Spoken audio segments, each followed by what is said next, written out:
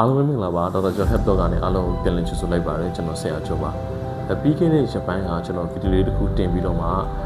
မေးခွန်းလေးမေးထားတာရှိပါတယ်ဒီဗီဒီယိုလေးပေါ့နော်ကျွန်တော်သိချင်တာလေးကတော့ကိုဝင်ဆောင်နေစဉ်ကာလစောပိုင်းနေနဲ့ကိုဝင်ဆောင်နေစဉ်ကာလတွေမှာအဖြစ်များတဲ့မိမိမှာအဖြစ်များတဲ့ယောဂတွေကိုကျွန်တော်သိချင်ပါတယ်ဆိုတော့ဒီဗီဒီယိုလေးထဲမှာဆိုရင်ကျွန်တော်ကကိုဝင်ဆောင်နေစဉ်ကာလတွေမှာဖြစ်များတဲ့ယောဂတွေကိုကွန်မန့်ရေးခိုင်းတာပေါ့နော်ဆိုတော့အဲ့ဒီမှာကွန်မန့်ရေးပေးကြတဲ့လူတွေလည်းအများကြီးရှိပါတယ်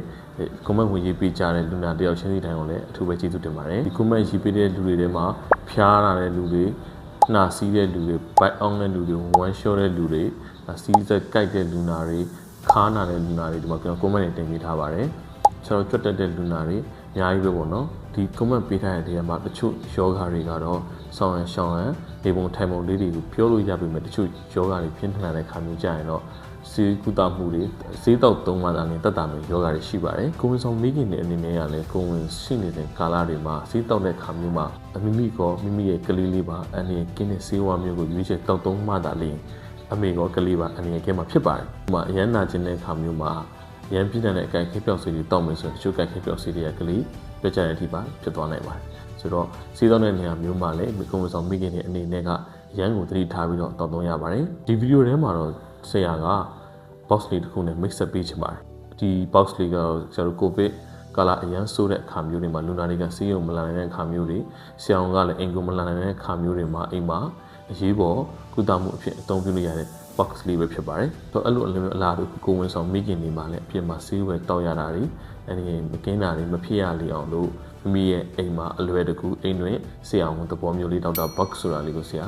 အစီအစဉ်ရှိပါတယ်ပုံမှန်ပြထားတဲ့ပုံစံမျိုးလေးပေါ့နော် box ထဲမှာဘာတွေပေါဝင်မလဲဆိုရင်ကိုဝင်ဆောင်မိခင်တွေအဖြစ်အများတဲ့ယောဂတွေအတွက်ကိုဝင်ဆောင်မိခင်တွေတောက်သုံးလို့ရတဲ့မိခင်ရောကလေးကိုပါအနေနဲ့ကင်းတဲ့စီးဝါးတွေပါမယ်ကိုဝင်ဆောင်စင်မှာဖြစ်တတ်တဲ့ဒီအရှိပြားယောဂတွေအတွက်လိန်စီးတွေလည်းပါမယ်ပြီးအချိန်တနေ့ပတ်နှစ်ချိန်ဘယ်လိုမျိုးတောက်ကလဲဆိုတော့စေအညွန်ပါမယ်ပြီးစီးတောက်ခံတဲ့အချိန်မှာလည်းမိဘသားမိတယောက်နဲ့တောက်ကလည်းမဖြစ်ရလေအောင်လို့ဆရာကဆက်သွယ်နိုင်မယ်ပေါ့နော်ဖုန်းနံပါတ်တစ်လုံးပါဝင်မှာဖြစ်ပါတယ်ဒီ box လေးကိုကျွန်တော် April လအတွင်းမှာစပြီးတော့မှရောင်းပေးဖို့စဉ်းစားထားပါတယ်ဆရာကလည်းအရင်ကြီးမအားလက်တာကြောင့်မလို့တစ်လောက်ကိုမှဘူး20 30ပေါ့နော်အလုံးစုံဘူး30လောက်ပဲရောင်းချပေးမှာဖြစ်ပါတယ်ဒီ box လေးကိုမိမိအိမ်မှာဝယ်ပြီးတော့စောင့်ထားခြင်းအပြင်ပေါ့နော်အရေးပေါ်ဖြစ်လာတဲ့ခါမျိုးတွေကြာရင်ဆရာကိုဆက်သွယ်ပြီးတော့မှစီးဝါးကိုအလွယ်တကူတောက်သုံးနိုင်မှာဖြစ်ပါတယ်မိခင်ရောကလေးပါအနေနဲ့ကင်းတဲ့စီးဝါးတွေပဲရွေးချယ်ပေးထားတာကြောင့်မလို့မိမိကလည်းစေဝါတောက်သုံးချိန်မှာစိုးရင်ကြောင့်မများပဲနဲ့ယောဂအမြင်ဆုံးသက်သာစေမှာဖြစ်ပါတယ်။မိတို့အနေနဲ့ဆရာကပြောသွားတဲ့ဒီ Dr. Box လေးကိုစိတ်ဝင်စားတဲ့ဆိုရင်တော့အောက်က comment မှာဝင်ပြီးတော့မှ comment လေးရေးသွားပေးကြပါ။ဒီလိုများလူကျင်တဲ့သူတွေများရဲဆိုတော့ကျွန်တော်အဲ့ဒီ season လေးကိုတစ်ချန်ပေးကြရင်တော့ကျွန်တော် account တွေပို့ပေးမှာဖြစ်ပါတယ်။ဆရာရဲ့ YouTube channel လေးကို subscribe လုပ်ပေးထားတဲ့သူတွေအတွက်ကိုလည်းအထူးစိတ်နဲ့ရောင်းပေးတော့မှာဖြစ်ပါတယ်။ Sony TV channel အတွက်ကိုလည်းအားလုံးကျေးဇူးတင်ပါတယ်။ကောင်းလုံးပဲမင်္ဂလာရှိသောနေ့လေးဖြစ်ပါစေ။နောက်ဗီဒီယိုတွေမှာပြန်တွေ့ပါမယ်။